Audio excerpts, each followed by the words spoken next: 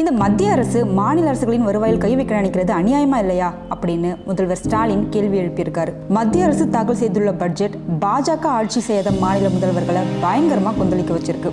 பெரும்பான்மை இல்லாத பாஜகவுக்கு ஆதரவு தர பீகார் முதல்வர் நிதிஷ்குமாரையும் ஆந்திரா முதல்வர் சந்திரபாபு நாயுடுவையும் திருப்திப்படுத்தணும்னு ஒரே நோக்கத்துக்காகவே இந்த பட்ஜெட் தயார் செய்திருக்க மாதிரி தான் இருக்கு. அவங்கள சந்தோஷப்படுத்தினா தானே ஆட்சியை காப்பாற்றிக்க முடியும். அதனால தான் மற்ற மாநிலங்களை வஞ்சிக்கும்படியான ஒரு பட்ஜெட்டை ரெடி பண்ணியிருக்காங்க அப்படின்னு எதிர்க்கட்சித் தலைவர் திரு ராகுல் காந்தி அவர்களும் இந்த மத்திய பட்ஜெட்டை விமர்சனம் செய்திருக்காரு. பாஜக ஆட்சி செய்யாத மாநிலங்களுக்கு மத்திய அரசு அநீதி இழைச்சிட்டு தான் அந்த மாநில முதல்வர்கள் தங்களோட கண்டனங்களை பதிவு செய்துட்டு வராங்க. நடந்து முடிஞ்ச பாராளுமன்ற தேர்தலில் இருந்து கூட பாஜக பாடம் கத்துக்கவே இல்லை அப்படின்னு விமர்சனம் பண்ணியிருக்காரு நம்ம முதல்வர் ஸ்டாலின்.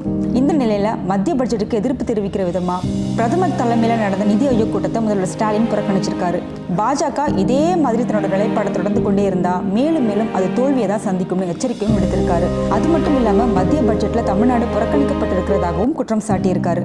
சென்னை மெட்ரோ ரயில் திட்ட 2ஆம் கட்ட பணிகளுக்காக மத்திய அரசு அவங்க பங்குக்கு ₹1 கூட கொடுக்கல. போன வருஷம் தமிழகத்தில் 2 புயல் தாக்கியிருக்கு. அதுக்கான நிவாரண பணிகளுக்காக சிறப்பு நிதியையும் மத்திய அரசு கிட்ட கேட்டோம். ஆனா அதையும் அவங்க கொடுக்க மறுத்துட்டாங்க.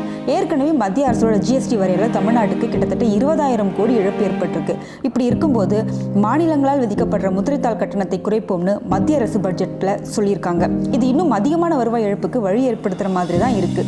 மாநிலங்களோட வரி விதிப்பு முறையை மாற்றி அமைக்க இவங்க யாரு, அவங்களுக்கு அந்த உரிமையை யார் கொடுத்தா அப்படின்னு முதல்வர் ஸ்டாலின் கேள்வி எழுப்பியிருக்காரு. இந்த பட்ஜெட் மொத்தமும் ரொம்ப பாரபட்சமா இருக்குன்னு திமுக சார்பில் போராட்டமும் நடந்திருக்கு. அது மட்டும் இல்லாம திமுக கூட்டணியில இருக்கிற கட்சிகள் எல்லாமே மத்திய அரசுக்கு எதிராக போராட்டங்களை அறிவிச்சிருக்காங்க. மேலும் பிரதமர் தலைமையில் நடந்த நிதி ஆயோக் கூட்டத்தில் தன்னை பேச அனுமதிக்கலன்னு மேற்கு வங்க முதலமைச்சர் மம்தா பானர்ஜி அங்கிருந்து வெளிநடப்பு செய்திருக்காங்க. இந்த மாதிரி தான் பாஜக அல்லாத மாநில முதல்வர்கள் எல்லோரும் மத்திய பட்ஜெட்டுக்கு எதிராக தங்களோட எதிர்ப்பை பதிவு செய்துக்கிட்டு வராங்க. இந்த நிலையில GST வரி உள்ளிட்ட சில நடவடிக்கைகள் மூலமா மாநில அரசின் வருவாயில இன்னும் எப்படியெல்லாம் கை வைக்கலான்னு மத்திய அரசு திட்டம் போட்டு வர்றதா முதல்வர் ஸ்டாலின் குற்றம் சாட்டியிருக்காரு. மாநில அரசுகளுக்கு டாஸ்மாக், பத்திரப்பதிவு கட்டணம், பெட்ரோல் டீசல் விற்பனையால வாட் வரி மூலமா நேரடியா வருவாய் கிடைக்குது. இது தடுக்கிற விதமா தான் மத்திய அரசு வரி விதிப்பு முறையை மாற்றி அமைக்க பிளான் பண்றதா ஒரு குற்றச்சாட்டும் எழுந்திருக்கு. இதுக்கான முன்னோட்டமாக தான் மாநில அரசுகள் விதிக்கும் பத்திரப்பதிவு கட்டணத்தை குறைக்க போறதா மத்திய அரசு பட்ஜெட்ல சொல்லியிருக்காங்க. அப்படி அவங்க குறைச்சாங்கன்னா கிட்டத்தட்ட ₹18 வரைக்கும் விலை குறையும். ஏதோ மக்கள் மீது மத்திய அரசுக்கு ரொம்ப அக்கறை இருக்கிறதால தான் கட்டணத்தை குறைச்சிருக்காங்கன்னு நினைக்க வேண்டாம். முழுக்க முழுக்க மாநில அரசுகளோட வருவாயை கட்டுப்படுத்துறது மட்டும்தான் இவங்க திட்டம். இந்த ஐடியாவை கூட மத்திய அமைச்சர் நிர்மலா சீதாராமன் தான் கொடுத்துருப்பாங்க.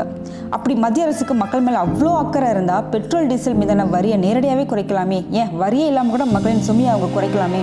ஆனால் அப்படி செய்யாமல் அத்தியாவசிய பொருட்கள் மேலே அதிகமான GST வரியை ஏற்றி அது மூலமாக மத்திய அரசு அதிகமான வருவாயை பார்த்துட்டு வருது. ஆனாலும் மாநில அரசுகளுக்கு வருவாய் இழப்பு ஈடு செய்யறதுக்கான நிதியை அவங்க தரம் மறுக்கிறாங்க.